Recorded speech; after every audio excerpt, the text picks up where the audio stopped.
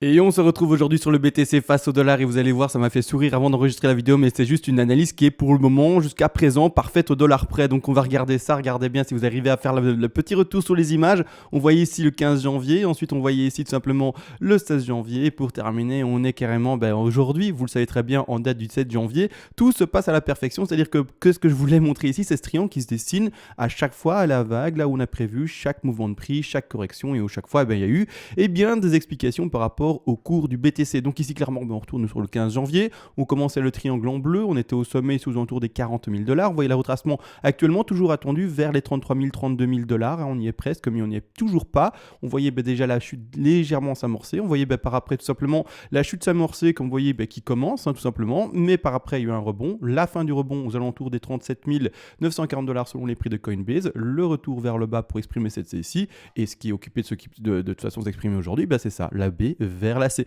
Tout est entre guillemets parfait, donc c'est nickel. On va analyser ceci bien entendu durant la vidéo, mais vous le savez, après, comme toujours, la petite intro. Et on se retrouve enfin sur le BTC face au dollar après cette petite intro, mais juste avant, comme toujours, je remercie les personnes qui font des donations. Je rappelle, ces personnes-là font des donations parce qu'elles ont conscience, à mon avis, que ce travail proposé tous les jours, c'est très chronophage pour ma part. Et également, il y a des personnes qui font des donations, il est vrai, pour remercier en fait la pédagogie que j'explique, c'est-à-dire la tenue des trades, la tenue des investissements, etc. Comment est-ce qu'on décompte également en Elliott, comment est-ce qu'entre guillemets on fait ce style d'analyse. Et également, il y a des personnes qui me remercient parce qu'elles font un petit retour sur investissement, c'est-à-dire qu'elles font des trades gagnants et elles se disent voilà, j'ai initié ce trade là parce que j'ai vu ces vidéos là et donc je vais remercier le petit gars qui a fait ces vidéos là et qui m'a montré finalement le mouvement du BTC normalement attendu statistique. Merci à vous, vous le savez également, les donations fonctionnent par palier et vers les premiers paliers de donation, je vous envoie déjà en contrepartie toutes les règles d'Elliott en français. Je rappelle, j'ai écrit ce PDF de manière très concise pour vraiment aller au droit au but, pour ne pas aller par quatre chemins et parler de tout et de rien. Non, chaque phrase, chaque ligne, chaque mot a son importance et vous expliquera et vous apprendra quelque chose. Mais non, bien entendu, je le rappelle, c'est également en appui sur les vidéos que je fais, c'est complémentaire à mon sens et donc clairement avec le PDF et mes vidéos, si vous n'arrivez pas à vous en sortir sur l'apprentissage, je ne sais pas où est le problème, mais il ne serait pas de notre côté étant donné que tout sera donné entre vos mains. Maintenant que ça a été dit, on a agrandi l'écran ensemble, on a vu les rétrospectives, pour le moment le triangle se passe à la perfection, donc on réagrandit, hop, sommet de triangle aux alentours des 40 000 $. La correction attendue, bien entendu. On voyait la A, la B, et puis maintenant, la dernière C qui est en train de s'indiquer et devrait se dessiner. Et qu'est-ce qui se passe ? On agrandit maintenant et on est bel et bien dans la B vers la C pour indiquer cette dernière vague baissière. Est-ce que maintenant, d'ailleurs, la grande question c'est, il faut forcément ouvrir des trades. Il y a un moment où, en tout cas, pas forcément, mais quelqu'un qui veut ouvrir un trade, il y a un moment où il doit prendre sa décision. J'appuie maintenant sur le bouton ou j'attends un peu pour appuyer sur le bouton et ouverture de trade. En langue, je précise, les shorts, on ne les prend pas sur cette chaîne-ci, ou en tout cas, dans le style de trade que j'essaye d'initier moi, qui dure sur plusieurs jours, voire même plusieurs semaines. Clairement, en fait, du swing trade entre guillemets à long terme. Clairement, je ne préconise pas les shorts qui, eux, se font uniquement dans des petites tendances. Alors que la tendance générale, elle est bel et bien haussière et c'est ça qu'on essaie de choper. C'est ce genre de bougie-là, c'est ce genre de mouvement-là qu'on essaie de choper haussier et vert et non pas le contraire comme on le sait, le rouge. Malgré tout, est-ce qu'on est dans des bonnes zones d'achat ? J'ai lu des personnes qui ont déjà appuyé sur le bouton achat à 34 000. J'ai lu déjà des personnes qui disaient j'attends les 33 000, etc. J'attends même peut-être les 32 000. On va regarder où est-ce qu'on en est. Est-ce qu'on est bon ? Et ça va être de nouveau très théorique, très compliqué pour les néophytes, mais je suis désolé, il faut que je le fasse, d'accord ?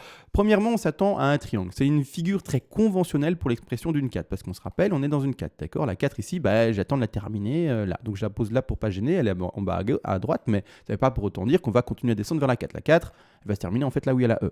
Mais je la descends et je la pose là à droite, je peux la mettre là ici également, pour tout simplement symboliser qu'elle n'est pas finie et qu'à un moment je vais la poser.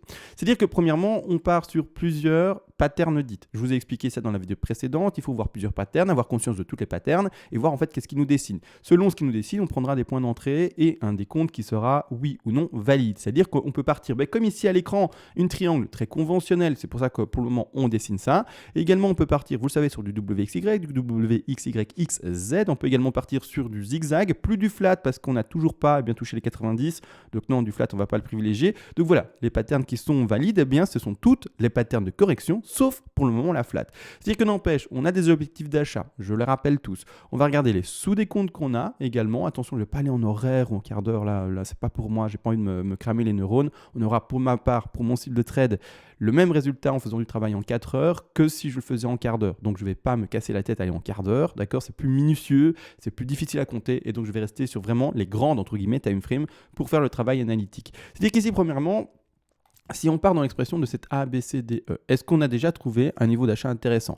Je rappelle, pour trouver l'achat, en tout cas la zone d'achat d'une C, d'accord, on doit privilégier le retracement par rapport à la vague précédente, d'accord, dans un triangle. C'est-à-dire qu'en fait, on va prendre son Fibonacci de retracement, on va l'installer par rapport à la vague précédente, et en fait, la zone d'achat pertinente, ce sont les 61,8% de Fibonacci, d'accord? Donc ici, clairement, pour un triangle, il aurait fallu, ou en tout cas pas mal de personnes, je l'ai déjà lu, eh bien, ont ouvert ici une position d'ouverture de trade aux alentours des 61,8, c'est-à-dire aux alentours sur Coinbase, si je le dis bien correctement, les 33 932 $. Donc ici, si c'est un triangle, c'est plutôt propre. C'est-à-dire qu'on pourrait déjà spéculer sur la fin d'un triangle avec une C ici, d'accord, la fin ici d'une sous-C en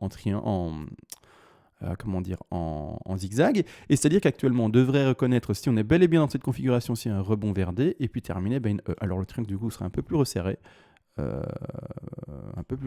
bon c'est comme ça, c'est la vie, un peu plus resserré, et voici le triangle qu'on pourrait reconnaître. Malgré tout, il y a des personnes qui sont entre guillemets pas plus agressives, mais qui attendent des corrections plus fortes, d'accord, parce qu'elles vont s'appuyer par exemple sur les sous-décomptes, se dire voilà, je peux rentrer là, il n'y a pas de problème, mais pour ma part je vois une correction plus forte. Je rappelle également pour les personnes qui par exemple ont acheté les 61,8, donc en fait la bougie actuelle, donc au moment où j'enregistre la vidéo, pour les personnes qui ont appuyé sur le bouton il y a de ça quelques minutes. Oui, c'est maximum 1 heure. Je pense qu'on vient de toucher le bas ici il y a très très peu de temps. Il y a maximum 1 heure. Donc ici, clairement, votre stop loss, n'oubliez pas, ça va être la même chose. Vous devez le placer par rapport au double top, et voire même être juste un peu en dessous pour accepter le bruit du cours. Mais c'est-à-dire que là maintenant, clairement, si le cours, vous avez ouvert là et que le cours fait ça, ne prenez pas peur et commencez pas à vous dire mince, j'ai ouvert au mauvais endroit. Non, d'accord, on est toujours dans une phase de consolidation. On doit vraiment tenir les plus bas qui sont toujours plus hauts par rapport à leurs précédents plus bas. J'ai bien exprimé ça. Les plus bas qui sont toujours plus hauts par rapport à leurs précédents plus bas. Donc en gros, on veut lire tac, tac, tac, tac. Vous voyez ce que je veux dire? Tout le temps, des plus bas qui sont toujours plus bas. Là, j'exprime vraiment pédagogiquement. Il n'y a aucun rapport, il n'y a rien là. Mais c'est vraiment ça que je vais exprimer. Toujours des plus bas qui sont toujours plus hauts par rapport à leurs précédents plus bas. Et c'est ça qu'on veut indiquer. Donc pour le moment, pourquoi est-ce qu'on pose son stop là en dessous? Parce qu'on ne veut pas voir un nouveau plus bas par rapport à ce plus bas majeur qui est indiqué aux alentours des 30 095 $ sur Coinbase. Donc c'est pour ça qu'on tient toujours son trade. Vous, bien entendu, dans ce triangle-ci, il n'y a pas de problème. Il n'y a pas de problème. Une exposition peut-être assez importante, je ne sais pas, je vais regarder ça avec vous d'ailleurs, l'exposition est de combien? N'oubliez pas le risque management, j'en parle beaucoup, je ne sais pas si je vais le faire aujourd'hui en vidéo, mais l'exposition doit corréler par rapport de toute façon à votre capital trading, d'accord? Vous déterminez une perte potentielle par trade par rapport à votre capital trading total. Ce pourcentage possible ici par rapport à l'exposition va devoir déterminer finalement ce capital possible de perte par rapport au capital global, c'est-à-dire la perte possible par rapport au capital global. Je ne sais pas si je me suis bien exprimé, mais en gros, quel que soit le trade que vous allez ouvrir, vous allez toujours perdre la même chose, d'accord? Toujours la même somme. Et c'est cette somme-là que vous pouvez perdre qui sera déterminée du coup, selon l'exposition. Imaginons que c'est 10 $ que vous pouvez perdre sur tous les trades, 12% d'exposition ou moins 5% d'exposition déterminera en fait le capital que vous pouvez jouer sur ce trade-là, d'accord? C'est-à-dire que vous allez toujours perdre 10% et vous faites une petite résolution de 3, c'est pas résolution par 3. J'ai oublié, c'est une résolution par 3, j'ai oublié le nom encore une fois, vous allez me dire dans les commentaires, j'oublie toujours. Bref, c'est un produit en croix ou je ne sais plus, bref, peu importe. Et vous allez déterminer de cette manière-là, grâce aux 10 $ que vous pouvez toujours et uniquement que perdre sur tous vos trades, quel capital vous pouvez jouer, d'accord? Donc ces 5%-là représenteront toujours 10 $ si on les touche. C'est-à-dire que, si on met par exemple ce stop-là un peu plus bas, à 12, ça sera toujours également 10 $ de perdu. Donc ça, c'est risque management, bien entendu. Donc il n'y a pas de stress à avoir, vous allez accepter la perte que vous avez prévue sur votre trade. Malgré tout, ici, il y a des personnes qui se disent oui, mais le triangle là, il est bien, mais malgré tout, je vois peut-être en fait un triangle un peu plus long, et c'est-à-dire également des objectifs qui vont être déterminés par la sous-vague et qui vont écraser potentiellement les 61,8. Et c'est tout à fait possible. L'achat théorique d'un triangle sur ce point-là, ce sont les 61,8, mais rien n'empêche de faire des triangles un peu plus longs, un peu plus larges, un peu plus resserrés, un peu plus, vous avez compris, un peu toutes les formes. C'est-à-dire qu'ici, clairement, on peut regarder le sous-décompte. Je vais retirer ici je vais juste le descendre. Hop, je le descends, comme ça on voit moins de choses à l'écran. En fait, du coup, on peut s'appuyer sur en fait, le sous-décompte, la ABC qu'on a montré et stipulé bien dans la vidéo précédente du 16 janvier, en fait de hier, d'accord? Donc ici, sommet de B et puis après, le mouvement qu'on connaît actuellement. C'est-à-dire que cette C-ci a également des objectifs, d'accord? On va regarder déjà, est-ce qu'on les a touchés parfaitement? Oui, non, où est-ce qu'on en est par rapport à cela? Pour ceux qui attendent encore l'entrée en trade. Mal placé, je place ça plus correctement. Ici, de cette manière-là. Les objectifs d'une C, on les rappelle tous, 61,8, 100, d'accord? Pour, dans ce cas de figure-ci, en exemple d'une flat potentiellement en running. Si par exemple on est tendu, on doit aller voir les 123, 161,8, mais c'est pas ce qu'on privilégie non plus. Et également, il y a les régulaires, mais c'est pas ce qu'on privilégie non plus, d'accord? On va vraiment dans ce contexte ici de bull run que l'on connaît sur le BTC, parce qu'on va pas se cacher, on est monté en très peu de temps finalement des 3 000 $ à actuellement les 42 000 $, presque 43 000. On est à combien là? On a été combien? 42 000, voilà, 42 009, donc pile, donc ok. Mais c'est-à-dire que là maintenant, il faut bien comprendre une chose, c'est que c'est un très beau bull run. Donc on va privilégier tout ce qui est flat en running, mais également, parce que là c'est pas une flat en fait, c'est une zigzag, mais également tout ce qui est zigzag avec des objectifs faibles. Donc également les 61,8 et les 100% de Fibonacci. Et on ne va pas privilégier, que ça soit dans une flat ou alors une zigzag également, les 123 et les 161,8. Donc ici, là on est déjà également sur une belle zone d'achat. D'accord, donc ici pour le moment, ceux qui sont rentrés à l'achat maintenant, c'est pas du tout mauvais, hein. C'est même plutôt bon, hein. Oups, je veux retirer en fait les mains pour avoir plus de facilité. Également ici, d'accord, donc c'est plutôt bon, hein, ceux qui ont appuyé sur le bouton maintenant. Ceux qui n'empêchent, entre guillemets, pas plus agressifs, mais qui veulent un risque reward, donc c'est-à-dire un risque peut-être un peu plus important et une récompense du coup un peu plus importante également. Et quoique, c'est même pas plus important le risque. C'est-à-dire que là maintenant, qu'est-ce que je veux entendre par là? C'est qu'il y a des personnes qui vont attendre encore la baisse, et c'est pas un problème du tout. Vont attendre potentiellement les 100% de Fibonacci, c'est-à-dire une entrée à 32 000, pas de problème. Du coup, une C qui se ferait un peu plus longue ici, qui dépasserait son objectif, etc. Par rapport au triangle, c'est pas un problème. C'est-à-dire que elles, qu'est-ce qu'il y a? Maintenant, comme elles sont pas encore rentrées, elles vont bien entendu potentiellement attendre là-bas, mais comme elles, entre guillemets, prennent plus le temps et voient une baisse plus forte, elles vont bien entendu avoir un risque qui est plus grand en termes de on va pas toucher cet objectif d'entrée, d'accord? Ça, c'est toujours, d'accord? Maintenant, les personnes qui sont rentrées là, d'accord, elles ont une exposition plus grande, mais par contre, les personnes qui veulent prendre ce risque d'attendre et peut-être de ne pas aller toucher là, mais si on va toucher cette zone-là des 32 000, elles auront une exposition plus petite, d'accord? Je ne sais pas si j'arrive à m'expliquer correctement, mais clairement, vous voyez bien, quelqu'un qui va attendre et prendre le risque de ne pas aller chercher les 32 000 $ aura, s'il a bel et bien été patient, qu'il a bien fait les choses, etc., et qu'il n'appuie pas sur un bouton comme un acharné sans réfléchir, et que du coup, il se dit, ben non, moi, je tiens ma stratégie, j'attends les 100% de l'AC, j'attends une correction un peu plus forte, j'attends une chasse au stop encore et toujours de cette affaire-ci, je vais attendre là, et du coup, il aura bien entendu un meilleur retour sur son trade, étant donné que il aura une exposition qui est plus petite. Et toujours la même chose, vu que l'exposition est plus petite, il aura toujours la même perte des 10 $ pour donner l'exemple, mais du coup, il pourra se permettre d'avoir un capital plus important sur ce trade-là. Et donc, une récompense, un reward qui sera également plus grand. C'est ça le truc. Donc maintenant à voir, est-ce que vous voulez être sûr d'être dans ce trade-là et donc avoir une exposition plus grande et donc vous avez déjà appuyé sur le bouton? C'est pas un problème, hein. Si votre décompte vous dit ça, c'est pas grave, hein. C'est tout bon, hein. Ou alors est-ce que vous dites, non, moi je suis un peu plus agressif dans mes prises de position, c'est-à-dire que je vais temporiser encore plus longtemps, je vais être encore plus patient et je vais vraiment attendre ceci. Alors j'aime pas le terme agressif que j'utilise et défensif, etc. dans ce contexte-ci parce que il n'y a rien d'agressif, c'est juste quelqu'un qui a son plan et qui se dit, voilà, je vais essayer d'attendre plus bas pour pouvoir choper avec une exposition plus petite, et puis c'est tout. Enfin, je trouve pas ça agressif, en fait. Je sais pas comment exprimer ça, mais j'espère que je me fais comprendre. C'est, entre guillemets, la récompense de la personne qui arrive à être patiente. Mais maintenant, si on va pas choper cette zone-là de rachat à 32 000, la personne aura été trop patiente parce que du coup, on n'aura jamais été touché ça.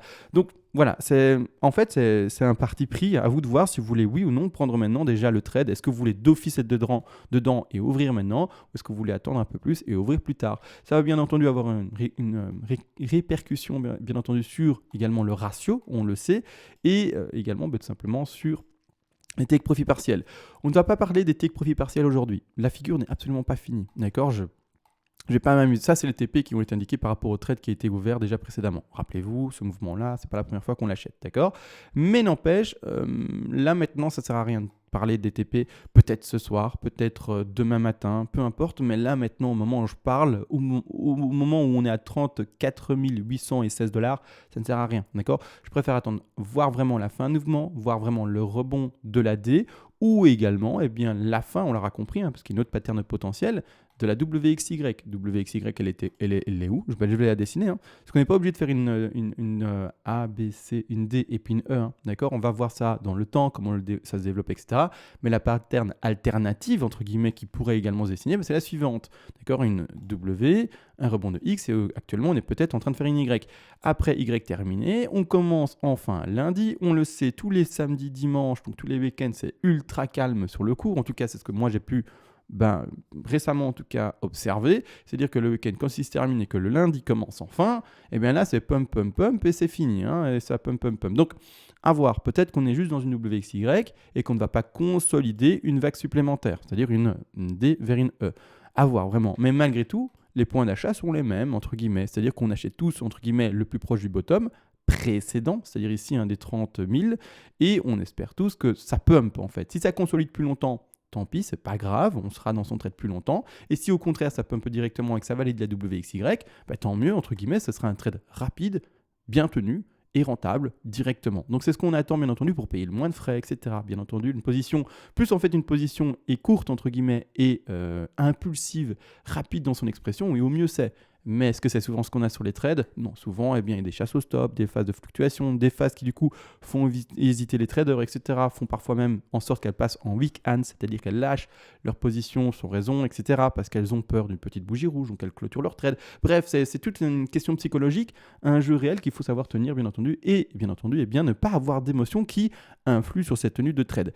Maintenant que tout ça a été expliqué, je me demande si j'ai quelque chose de supplémentaire à dire. Entre guillemets, en termes de gap, il n'y a rien à observer. Le cours est stable. Donc ici, je suis sur les gaps, le cours est plutôt stable. Il y a un petit gap ici, mais qui a été légèrement comblé. Il y a des gaps précédents, mais ça là, on va pas en parler maintenant. Ça ne sert à rien d'en parler. D'accord? Il y a des dizaines de gaps, donc on ne va pas parler des dizaines de gaps qui ont été faits. Le dernier gap qui a été ici initié a été clôturé aux alentours de 29 000. Pour le moment, on ne va pas parler des autres gaps. Il n'y a pas de raison d'en parler, il me semble. Du coup, je pense que j'ai tout dit. Je réfléchis, WXY pump tout de suite ou alors consolidation plus longue, point d'achat, stop loss mis et l'exposition, et c'est-à-dire le ratio également, je vous l'ai dit, on va le calculer plus tard. Rappelez-vous également, c'est vrai, je préconise, c'est pas que je préconise, mais pour ma part, que ce soit dans le trade précédent qui a été ouvert ici aux alentours des 30, combien celui-là 33 000, donc sur la mèche basse ici, rappelez-vous, on a ouvert un trade ici aux alentours des 33 000. C'est-à-dire que votre stop d'ailleurs, à vous, rappelez-vous, je vous ai dit soit vous restez en bon père de famille et vous dites je veux d'office rester dans ce trade malgré les TP que j'ai déjà pris, parce que ça c'est une évolution qui a été cherchée ici jusqu'au TP numéro 2 majeur, aux 38 000 $. À ce moment-là, je vous avais dit, soit vous prenez votre stop et vous le mettez déjà dans votre point d'entrée, c'est-à-dire ici actuellement, et vous n'êtes toujours pas sorti, d'accord? Soit vous le laissez là-bas en dessous et vous dites, tant pis si on va chercher un tout petit peu à nouveau en dessous de là-bas, je veux rester dans ce trade-là et vraiment, c'est à vous de voir. Mais pour le moment, tout tient. Pour le moment, vous êtes tous encore dans le trade, mais vraiment prenez une position par rapport à cela. C'est-à-dire que si jamais ça écrase ici les 33 000, il faudra être capable de racheter quelques dollars plus bas. À vous de voir si ça vaut le coup ou pas. Je ne sais pas quel est votre trade exactement. Je rappelle également... par rapport à l'exposition, par rapport, quand je dis je ne sais pas quel est votre trade, c'est par rapport à combien vous avez revendu, etc. Mais malgré tout, ce que je voulais dire, c'est que votre stop ici, qui est pour le moment un stop loss, d'accord, tant qu'il est posé en dessous du vert, mais quand il sera déplacé dans le point vert, c'est-à-dire il deviendra stop profit, je rappelle, j'ai préconisé personnellement de laisser une grosse position sur son stop profit. C'est-à-dire que même en vendant toutes les take profit partiels, vous n'aurez jamais vendu 100% premièrement, mais surtout vous aurez laissé une grosse position sur son stop. C'est-à-dire que par exemple, vous aurez revendu un maximum hauteur de 60% en prenant tous les TP. C'est-à-dire que ce stop par après sera déplacé sous tous les niveaux de support importants dessinés, parce que oui, en fait, je prévois plutôt non pas une tronquée ni un double top pour cette dernière 5 ici en jaune, et au contraire une extraction potentiellement assez forte qui irait revoir peut-être même les 50 000 $. Et à ce moment-là, ce stop-là sera la dernière zone de sortie de votre trade et on essaiera de choper ensemble le plus proche du top. L'objectif vraiment, c'est d'essayer de trouver l'extraction de ceci, partir également sur le fait que on a connu beaucoup de mouvements très, très impulsif et qu'on veut vraiment choper encore un dernier mouvement très impulsif pour cette 5 là. On rappelle également, une fois que cette 5 là sera trouvée, eh bien, il y aura de nouveau une grosse 4. Et la grosse 4, elle va faire très mal. D'accord. Donc là, ce qu'on a connu maintenant, tous les mouvements en fait actuels, même ça, hein, c'est tout microscopique, c'est tout petit. Hein. La 4 par après sera beaucoup plus forte et on aura une correction de 4 qui fera carrément du 50% de Fibo. C'est-à-dire que pour donner un exemple, je le pose, hein, pour donner l'exemple, on va choper ici les 50 000 $. On va choper du coup avec ces 3 là les 50 000 $, d'accord. Comme vous voyez ici, hein, qui est en blanc, 1, 2, 3, sous des comptes en jaune, 4, et puis après on s'extrait vers la 5 qui est un peu plus loin. D'accord. C'est-à-dire qu'à ce moment-là, on va symboliser, imaginons, d'accord, on part du scénario, pour donner un ordre d'idée, hein, là c'est vraiment pédagogique encore, on arrive aux 50 000, peut-être à 60 000, peut-être à 70 000, je dis pas, je donne ici un scénario donné pour faire comprendre les choses, donner un ordre d'idée, de grandeur par rapport à l'évolution qu'on peut reconnaître par après. On a fait une micro 2, une 2 qui est même pas à 23,6% de Fibonacci, je vais pas remontrer tout maintenant, sinon ça va faire un travail encore une fois trop long, c'est-à-dire que je vais poser ici par rapport aux 50 000 montrés, mais quel sera le prix à attendre, c'est-à-dire en termes d'ordre de grandeur, eh bien la correction à revoir, ce sera quelque chose de phénoménal potentiel qui ira rechercher, regardez bien, et bien de nouveau, j'ai pas pris le bon super le 4, de nouveau les 50% de Fibonacci, c'est-à-dire de nouveau, même si on arrive à 50 000 $, un crash méga important qui retournera revoir les 29 000, d'accord. De nouveau une chasse au stop énorme pour sortir tous les gens qui étaient en trade trop rentables, et hop, on vous sort tous. Donc c'est ça que j'essaye d'expliquer. À un moment, il y aura de nouveau une grosse phase de correction et retour aux 29 000 si par exemple on s'arrête à 50 000. Si on s'arrête plus haut et disons qu'on va à 60 000, ah ben, la zone d'achat n'est plus la même, d'accord. La zone d'achat, donc c'est-à-dire la correction à réattendre, pardon, eh bien, sera, on le voit ici, de nouveau les 50% de Fibonacci, mais c'est-à-dire un prix différent, c'est-à-dire ici les 34 000. Donc également une chose que j'essaie de plus en plus d'inculquer aux gens quand ils écoutent mes vidéos, c'est de ne regarder pas le prix. En tout cas, c'est bizarre dit comme ça, mais quand on fait de l'analyse en Elliott et en Fibo, on regarde les Fibo, d'accord. Ça sert à rien que je vous dise, à un moment, on va corriger à ce prix-là. Non, on va corriger à ce Fibo-là. Et le Fibo, lui, selon le top connu, va déterminer un prix différent. En plus, selon les échanges, les prix ne sont même pas les mêmes. Donc, essayez de prendre également cette habitude-là. C'est très difficile pour un néophyte même de comprendre qu'est-ce que c'est qu'un Fibo. Hein. C'est quoi ce que tu nous mets à l'écran? Pourquoi tu nous parles des 23,6, des 38,2, des 50? J'en sais rien, moi, je comprends rien. Je sais qu'au début, on se dit, mais c'est quoi? Mais c'est une étape à prendre, c'est une évolution à avoir. Et juste de penser en Fibo, les prix, on ne les regarde presque plus, en fait. On s'en fout, en fait. C'est clairement, qu'est-ce que je vous ai dit précédemment quand on faisait, par exemple, l'analyse ici de ce petit triangle ou de cette WXY, on rachète les 61,8, on regarde les 100% de Fibonacci. Mais je vous ai jamais, en fait, parlé de prix en termes de prix réel. Le niveau d'achat, ce sont les Fibos. Je vous dis pas, on achète les, et je vous dis pas un prix, d'accord. En tout cas, je vous dis tout le temps, ici, regardez, on achète les 61,8, on achète les 100, d'accord. Je vous dis pas, et donc, bien sûr, je donne un ordre d'idée à droite pour dire plus ou moins un prix pour que ça parle à tout le monde. Mais entre guillemets, je pourrais jamais, et je pourrais très bien ne jamais et même prononcer de prix en dollars. Je pourrais juste dire, voilà, on achète là, on met un ordre d'achat à ce niveau-là, et puis par après, on met les TP à ce niveau, en termes de Fibo toujours, et on revend ces niveaux-là. Bien entendu, sur l'échange, il faut bien entendu mettre des prix, c'est pour ça que je les donne également, mais je veux vraiment faire comprendre que le Fibo, c'est ça qu'il faut regarder et c'est ça qu'il faut travailler. Et c'est pas le prix, d'accord. Le prix, entre guillemets, on s'en fout. C'est bizarre dit comme ça, hein, mais moi je me comprends. C'est-à-dire que là maintenant, je pense avoir tout dit. J'ai essayé encore une fois d'être très pédagogique. Désolé pour les tout néophytes. Voilà, j'ai encore une fois été très loin, je pense, dans la pédagogie. Quoique j'aurais pu être encore un peu plus complexe, encore plus avancé. Mais je trouve que c'était déjà très avancé ici. Je vais vous laisser. Bon trade à tous. Ceux qui ont déjà pris un trade en longue maintenant, mais du coup, bravo, bonne position. Ceux qui attendent pour avoir du coup, vous avez compris, un ratio plus important et du coup également une exposition plus petite, bravo à vous également, il n'y a pas de problème du tout. Dommage si vous n'avez pas votre trade, et tant mieux pour vous, et vraiment un grand bravo si vous l'avez. C'est-à-dire que vous aurez un trade encore plus rentable que si vous aviez acheté maintenant. Maintenant, c'est une question de contexte, temporisation, à chacun de voir bien entendu sa situation et ce qu'il veut prendre comme genre de trade. Sur ce, on va vraiment se laisser. On est dans des zones d'achat. Hein, pour ceux qui n'ont pas compris le message global, on est dans des zones d'achat. D'accord. Celui qui commence à shorter le marché maintenant, il va se faire fracasser les dents, le pauvre. Mais c'est-à-dire que maintenant, non. Hein, on était dans des positions entre guillemets de micro-short.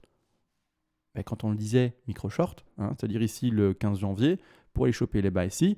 Mais maintenant, on est dans les bas là. Hein, donc on est là à 30 000, 3 000. Donc on est dans ces bas là. Donc non, on ne va pas choper des shorts pour essayer de choper un micro-mouvement. D'accord. Maintenant, de toute façon, je rappelle, sur la chaîne, je ne préconise pas les shorts. Je laisse ça aux personnes qui s'y connaissent bien, qui n'ont pas besoin de mes analyses pour pouvoir bien faire leur trade et clairement qui mais qui se débrouillent à fond avec le risk management et tous les outils qui sont proposés par les échanges. Mais non, je pense avoir tout dit, je ne vais pas faire plus long. J'ai l'impression de chaque fois faire rallonge, mais toujours quelque chose à dire. Sur ce, je vous souhaite du coup un bon dimanche, une bonne journée, bon repos et ciao.